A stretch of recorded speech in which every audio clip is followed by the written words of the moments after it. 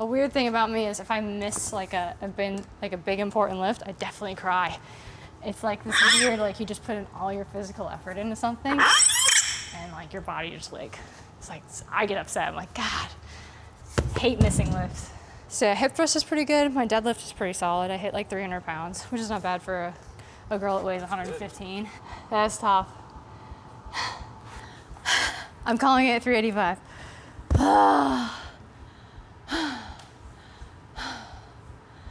It's hard. I haven't practiced it in a while, and I want to say my best, I used to rep this for like 8 reps or something stupid. So what was involved with building up to that? Just like years of practice and removing some mental blocks, because for a while I would only do like 185 for reps. What? Just kind of like anything in the gym. Like you feel it, you feel some resistance, you're like, this pain's uncomfortable. 10's good enough. But if you had somebody over your shoulder being like, 5 more, do 5 more, that's where you start to unlock like the next level of progress. So I kind of had to train myself to do that, and I still catch myself falling into that, kind of like slacking off. So You've been pushing yourself though for how long? probably 6-ish years now. So 6 years ago when you started doing this, what was your body like then?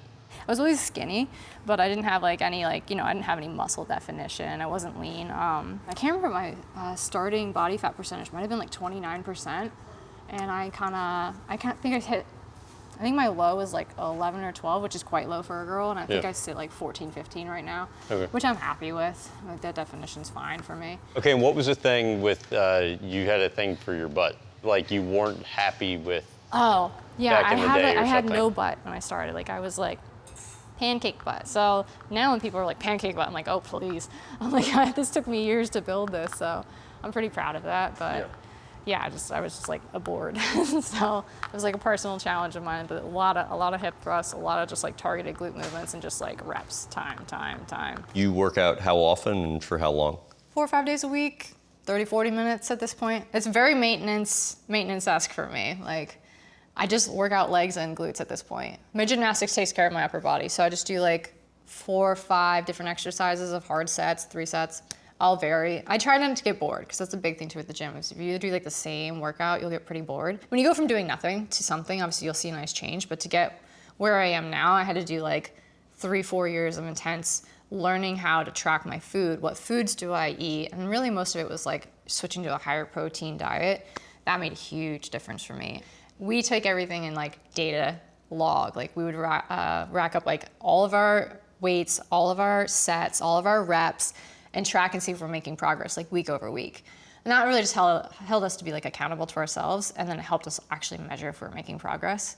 So, And you still do it to this day? I actually have stopped, because I've gotten pretty good of like, I know what I'm eating. I know what to do in the gym at this point. I've also gotten to the point where I feel pretty happy and accomplished with my body, other than like, I'm trying to like still grow my glutes, because why not?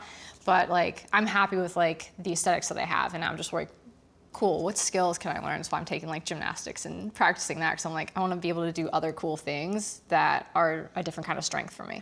And I think for me too, some of it is like, my job is based on like some of my aesthetics and being capable in the gym.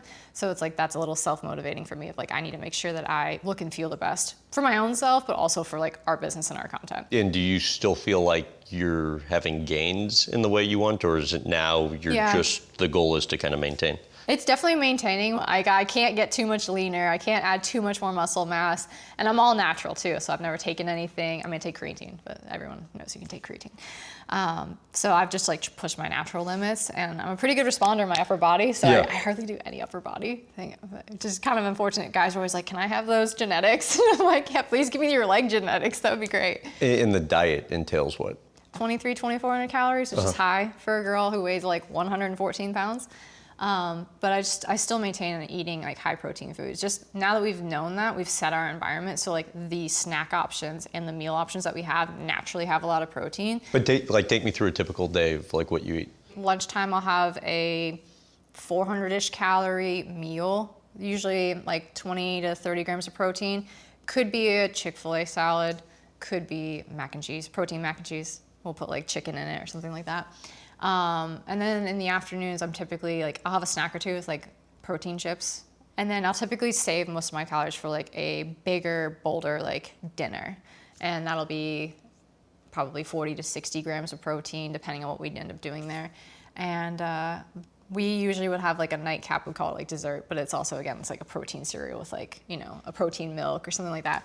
I'll totally dabble. Like if we have, you know, somebody has a birthday or we're having dinner with somebody, like I'll just get something that sounds nice to me because I know that I'm having enough protein. I'm totally fine.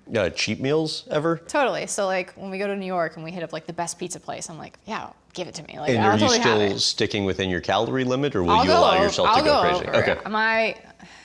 My metabolism is very forgiving of me, so I could have a crazy day, and as long as I come back to my routine, I'm totally fine. Right. So that's the big thing. Is a lot of people will fall off, and then they're just like, that's it. They give up. When it's like you can mess up. You can have a cheat day or a fun time or enjoy a weekend. As long as you come back to your routine and like reset, then you're probably gonna be all right.